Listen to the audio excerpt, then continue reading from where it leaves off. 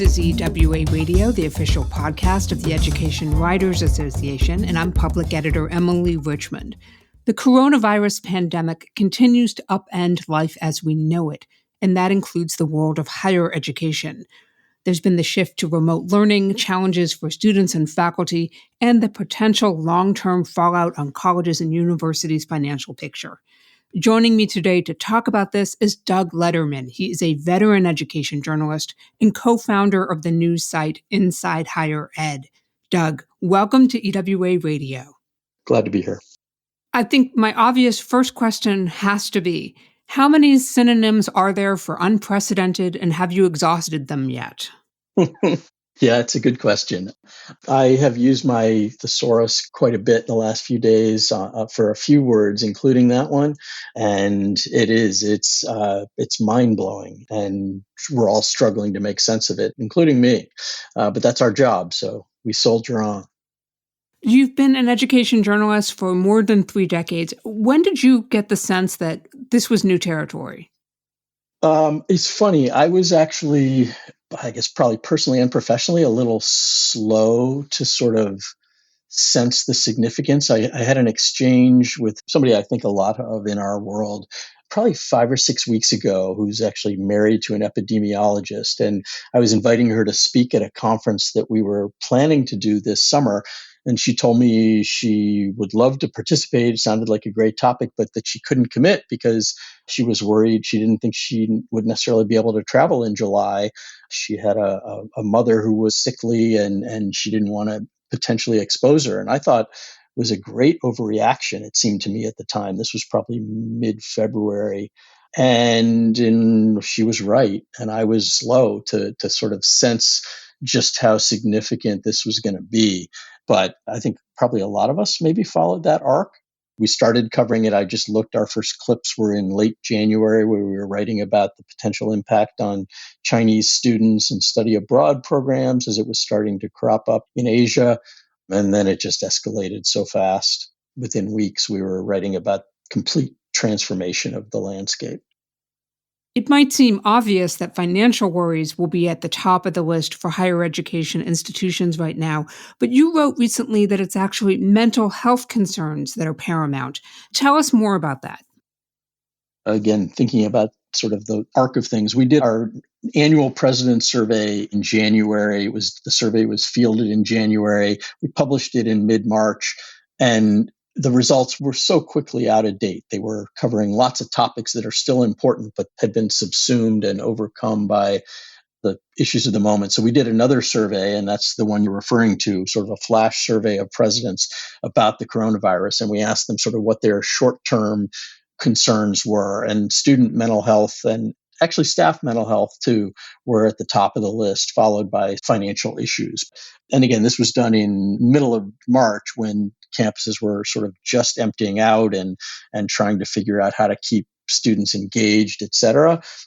So virtually all campuses went virtual, sent their students home over the course of a few days and a couple of weeks, maybe on the whole.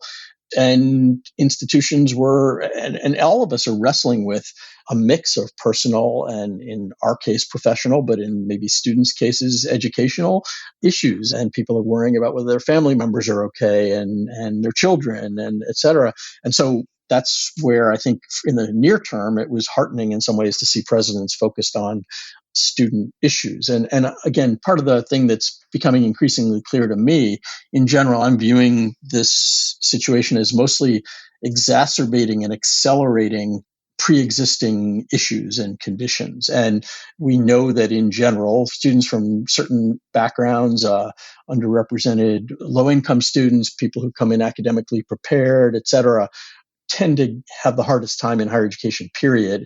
And this crisis, like many things, just exacerbates and makes things worse for those who are already struggling. So I think a lot of people are worried about students who have limitations or have things that make life difficult for them already, and how much this hastens it and makes it worse. So that's where I think a lot of the focus is.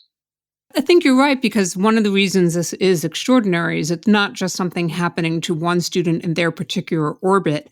It's happening to all of us. So a student may go home and somebody they may have leaned on as a resource or support, whether it's a parent or a family member or maybe a friend, may also be struggling and may not have the wherewithal to help them out at this particular moment.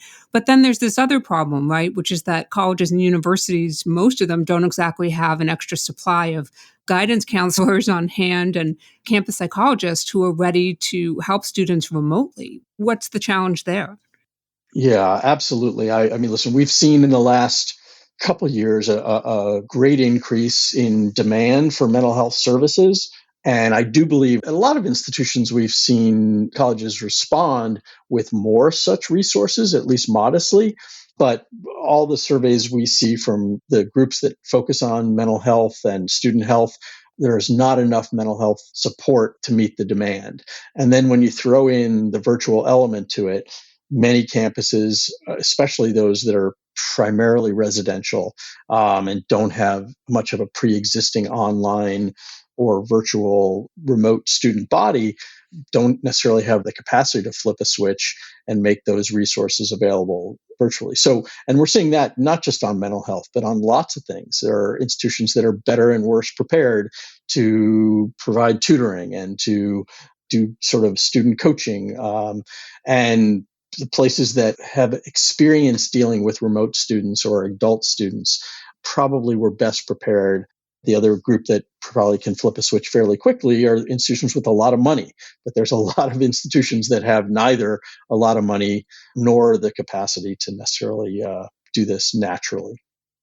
How prepared were colleges and universities generally to make this immediate and necessary switch to remote learning? There's an enormous continuum from places that had virtually no existing capacity to deliver instruction or all these other things we're talking about remotely because they've got 1,000 students on a campus and that's basically what they do. Then you can go all the way to places that operate almost entirely or even entirely remotely, like Western Governors University and some other institutions that cater primarily to adults or have been entirely online. And that continuum is a mile long, and there's institutions all along it. And so there are places for which the switch to remote, to a dispersed student body, meant doing stuff on the fly. And you'd like to think that, as I've been talking to people in the last few weeks, there's a lot of times when institutions have interruptions. Think about the forest fires in California or the hurricanes in various places we've had them in the last decade or more. And so certain sets of institutions have probably done a better job at being prepared for a crisis like this. But I'd like to think we're not going to have a lot of places unprepared for the next one, whenever that is. I'm going to ask you to do what most reporters don't want to do, which is to be a prognosticator and gaze into that crystal ball a little bit for us. Is there any way right now to sort of talk about or think about what the financial cost here is going to be for these schools? There are lots of things to talk about specifically. You can talk about the impact on residential institutions to reimburse students for room and board that was unexpected. There are the costs of, especially for places that haven't had much in the way of ability to offer virtual instruction. There have been investments in technology and training, et cetera, to get their faculties ready to do this kind of somewhat crude in many cases form of remote learning, which is very different from sort of true online learning.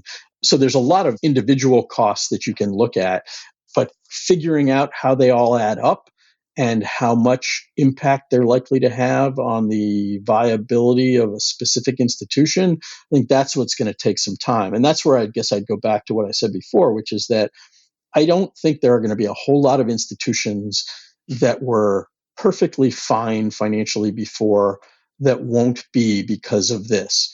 What I think is more likely is that the institutions, and I think there's many more than a few of them, that were in, if not precarious financial situations, were in difficult financial situations that may have made them living hand to mouth or tuition payment to tuition payment, as it were.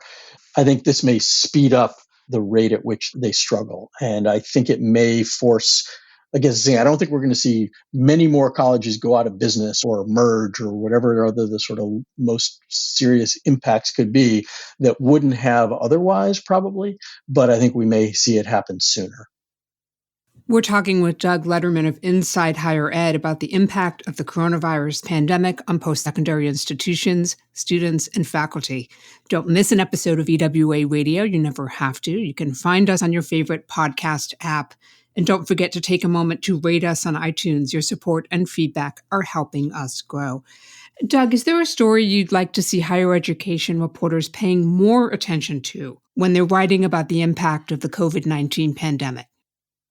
Yeah, one of the key things here is obviously that there's a set of things related to the health situation, and then there's a set of things related to what is clearly the recession that we are entering faster than people had thought. And, I think a lot of what we're talking about here has to do with the impact the COVID-19 driven or accelerated recession. That's where a lot of the impact is going to be.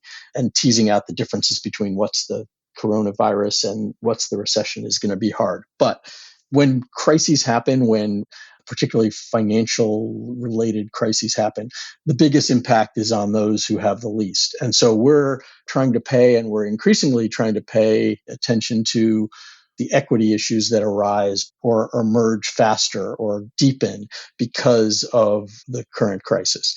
That's true at the student level, where I think you've got students who are more and less affected because not only are they out of school, but they may have difficulty getting access to technology to continue their educations to the extent it stays remote, or they may have trouble finding quiet places to study because they live in a house with 8 family members and don't have their own bedroom, or may lose campus jobs that enable them to stay in school.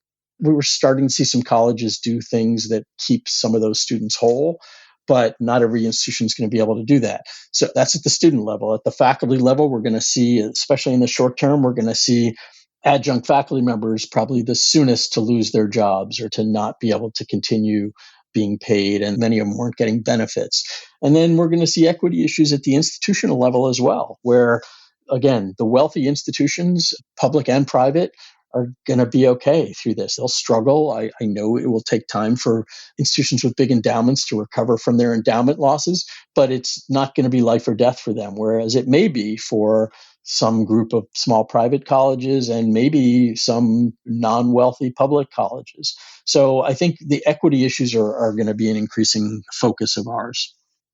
I think those are all great points. I would also encourage reporters to be looking at people like support employees, food service workers, custodians, the individuals in higher education who are most likely to be disproportionately affected by things like pay cuts and layoffs. And then I wanted to ask conversely, is there an angle to this story where you think it's been overblown, or higher education reporters should be sharpening that focus a little bit?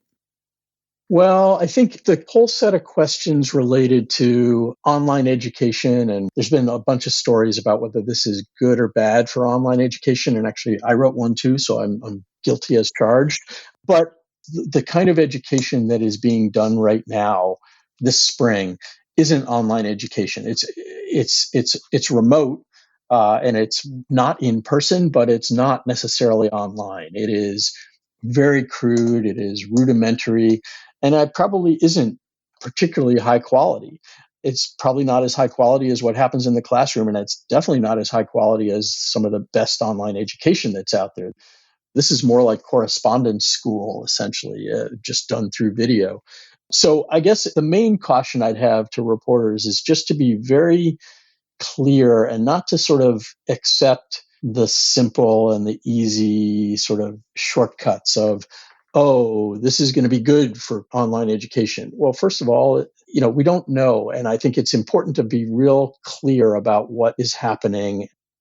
Is there an example of a college or university that you think is handling some of these challenges particularly well right now? If a journalist is looking for more of a solutions angle to this, is there someone they should be watching? I think there are institutions that have been out front, but my sense is that a lot of them have been out front because of where they were and when they had to respond to this. Lots of institutions are having to figure out solutions to everything they do on the fly. And I think looking at how they do that, how they've done that, whether they've had to do things differently in terms of how they make decisions, I think there are fascinating stories. This is an industry that is generally looked at as not able to move fast. That's just not true in terms of what happened just now. This whole industry had to do a whole bunch of things really fast. So I think there's going to be lessons from every single campus about how they went about doing that. And then I think going forward, there are going to be questions about how that changes how they make decisions in normal times and what decisions they make. I mean, we've written about whether institutions are going pass fail in instruction. And there are all sorts of other decisions that colleges are making that could have sort of longer term impact. So I think what I'm saying is I think there may be institutions that have done better or worse job, but I think there's a lot to be learned by looking at each reporter's sort of local institutions or nearby institutions and looking at how they've made this transition. Well, one thing that's sort of sticking with me that I'd love to see reporters looking at is what's changing in how colleges and universities communicate with students and families. Some of these changes, some of these discussions, how transparent are they being about this decision making process? And how much input are they trying to get from that customer base, if you will? If the student and the family is the customer and the college or university is the organization providing this service or benefit. It's a really interesting question. I think you tend to find a lot of debate within higher education, different people in different roles about sort of how much they like to view things through that prism. And you get a lot of pushback in certain quarters when you talk about students and parents as customers. But I think this is forcing institutions to be student-centered in a way that may not be natural for all of them, especially because students and families and all of us are basically experiencing this service in a very different way and in a time where of much greater strain and stress, both near term and from an anxiety standpoint about what's ahead. So I think any institution that is not sort of rethinking its relationship with its students is going to be really troubled down the road, I think. It has to be a new relationship. I think that's really well put, and you've really laid that out, which is this ongoing tension for higher education and the question of what is a college or a university? Is it a physical community? What does it mean when that relationship changes when it's not a physical shared space? So much will depend on how long this lasts. To me, the question of whether campuses are open and in what ways in the fall, so much is going to depend on that. If this was a spring in which a bunch of colleges and a bunch of students and a bunch of professors did some things differently and then things returned to sort of normal, the impact will be less. If it's, as I sort of increasingly suspect, we're not sort of quote normal in the fall, the question of what that relationship looks like, how much it has been permanently changed will be, I think, much greater. Out of necessity, most reporters now are doing very little of the old fashioned shoe leather reporting and spending a lot more time on their computers and on their phones. I'm wondering what suggestions you might have for them to do a better job with things like remote sourcing and maybe what are a couple of places you would send them that are providing some good or useful data right now? That's a really good question. It's interesting. So we, as a national publication based in one place but trying to cover the whole country, we do a lot more of this kind of reporting all the time. And so we depend a lot on finding people and finding information sitting at our desks and on the phone. So our roles in some ways have changed less than a lot of probably local reporters. I mean, I think finding people, finding sources on the administrator and to some extent faculty side probably is relatively easy. Not as easy maybe as it was when people were on campuses, but the sort of officialdom is easy to find. What I think is really tricky for local reporters who are focused on trying to find students, I think probably are having the much more difficult time. Campuses are varied to the extent to which they make student emails available, et cetera, and students don't necessarily respond to emails anyway. So I think the finding of students is probably much harder. I think probably what you need to do there is work through student organizations maybe a little bit more than you would. It's going to be pretty difficult to find sort of random student representative in a way that might have been possible on a physical campus. In terms of data, I think we are all struggling to find sources of data that are dependable sources of data on sort of how things are unfolding here, on the impact. It's just so early. And so I don't think we really know. I think a lot more anecdote we're going to see in the short term. Obviously, journalists depend on anecdote a lot normally, but I think it's going to take more time than maybe is typical to sort of really understand quantitatively the impact of some of what we're seeing right now. Doug, we're trying to make sure to end these episodes on something of a positive note. So I'm wondering if you can share something good that you've observed or experienced recently. The way that people have continued, that instructors and support staff have continued to not just deliver learning to their students, but to be there for their students, how they've helped each other, the amount of sharing of information, of practices, this enormous sort of support network of instructors for other instructors. I suspect it's happening on the student front as well, but I know that instructors are being there for their students probably a lot more than many of them have been in traditional settings. I think professors are taking into account their students' emotional and psychological states more than is common.